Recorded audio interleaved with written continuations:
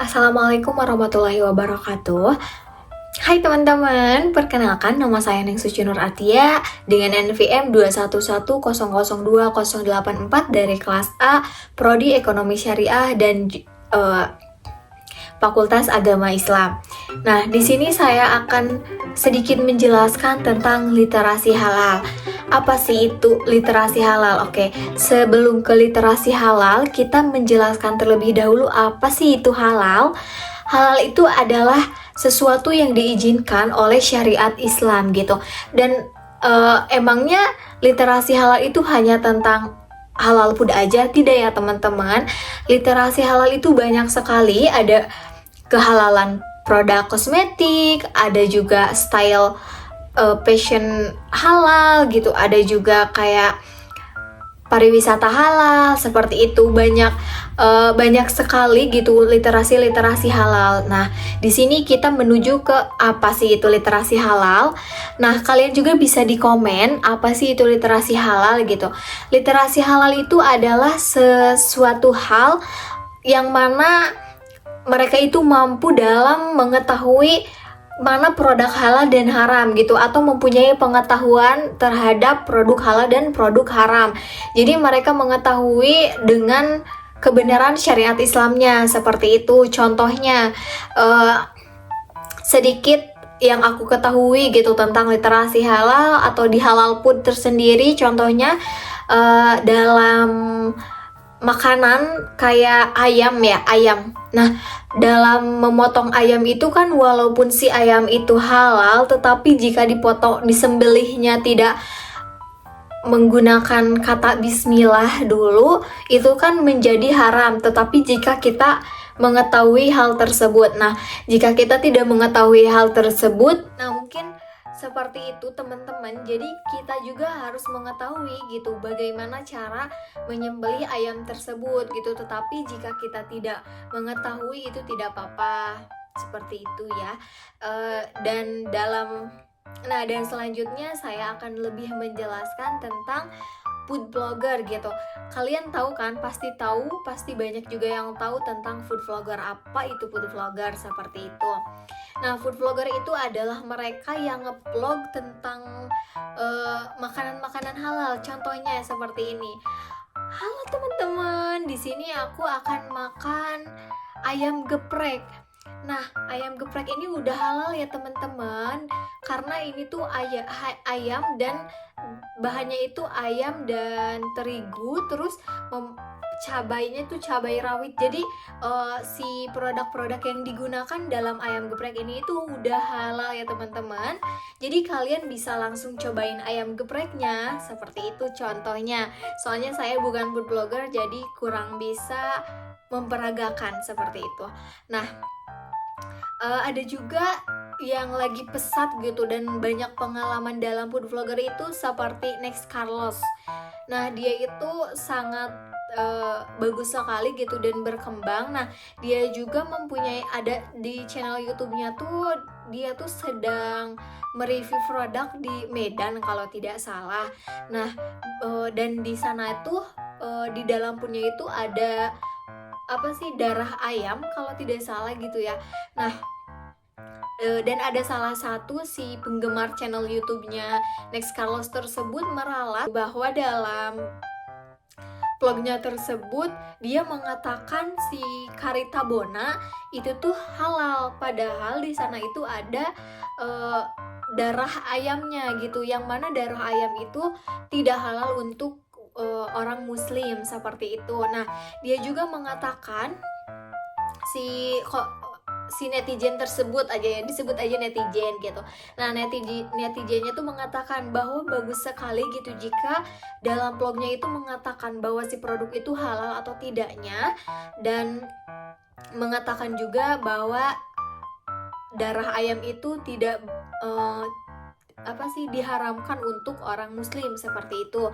Nah, dan Next Carlos juga meralat bahwa si Karita Bona tersebut itu tuh non halal, dan dia berterima kasih juga kepada si yang meralatnya tersebut gitu. Nah, dari komentar-komentar netizen orang Indonesia di dalam vlogernya Next Carlos tersebut itu tuh memperlihatkan gitu bahwa mereka sadar dengan adanya produk-produk halal gitu, dan mereka sadar bahwa produk-produk halal itu baik untuk kehidupan kita juga gitu, dan produk-produk halal itu harus dikembangin gitu. Nah, di zaman sekarang itu perkembangan produk-produk halal itu sangat pesat, begitupun dengan pariwisata halal dan fashion halalnya. Nah, apa aja sih yang bisa dilihat dari produk halal tersebut? Nah, jika kakak memiliki perusahaan kayak halal food, fashion gitu, kalian bisa mendaftarkan sertifikasi halalnya juga ataupun label halal ke Badan Penyelenggara Jaminan Produk Halal gitu. Karena sekarang sudah ada BPJPH. Nah, itu tuh lembaga baru. Nah, jadi kalian yang ingin mendaftarkan sertifikasi halal tetapi belum mengetahui apa sih itu sertifikasi halal? Sertifikasi halal itu sangat penting untuk kalian, apalagi yang sekarang lagi pada berjualan makanan gitu atau mempunyai perusahaan makanan. Kenapa? Karena sekarang banyak sekali orang-orang yang telah sadar untuk produk halal dan mereka ingin mengetahui gitu bahwa makanan tersebut halal atau tidaknya dalam pembuatannya.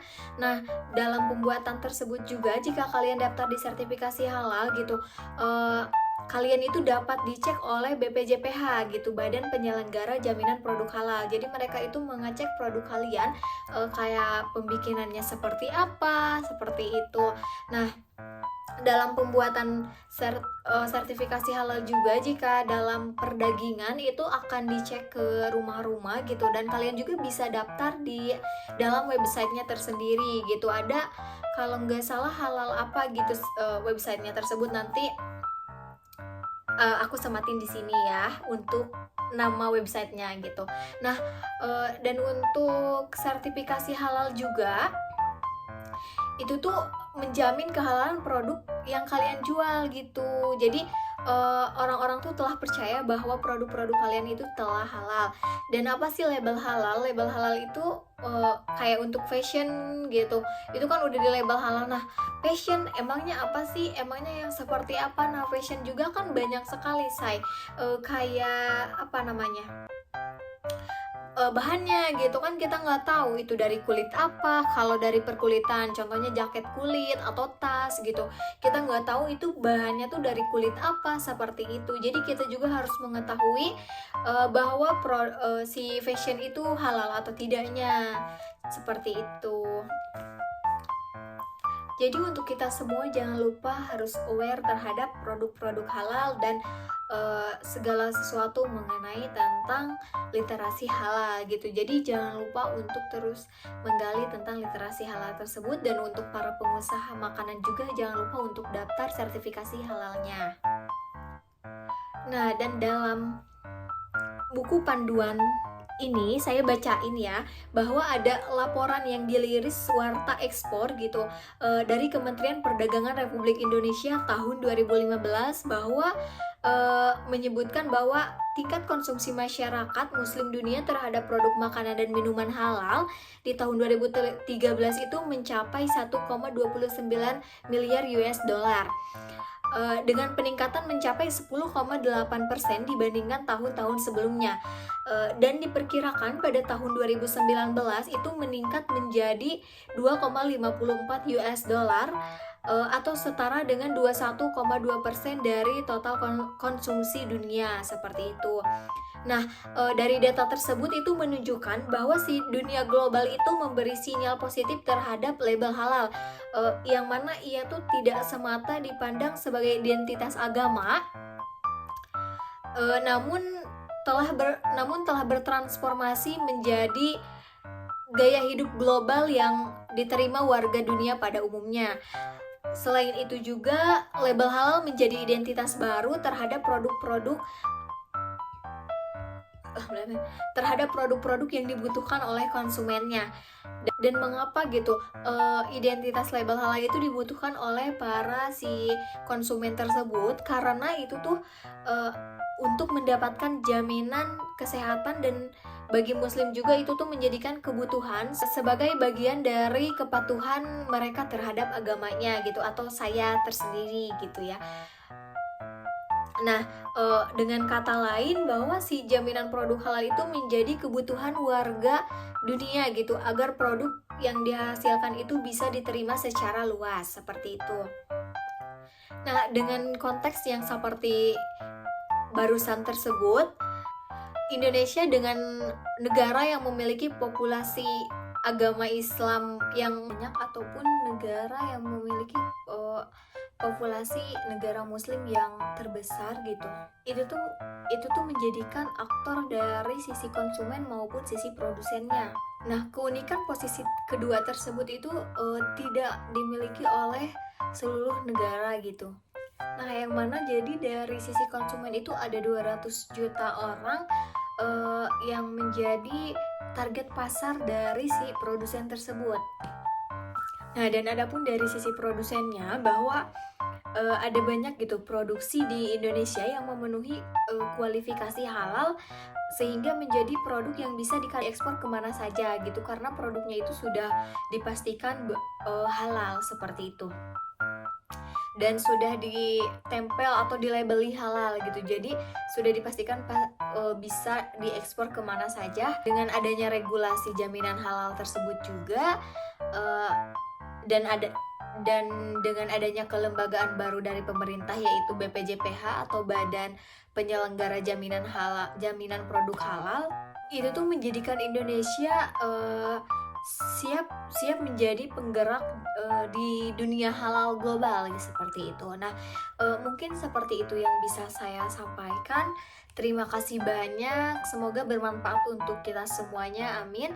Terima kasih banyak, wassalamualaikum warahmatullahi wabarakatuh, bye bye.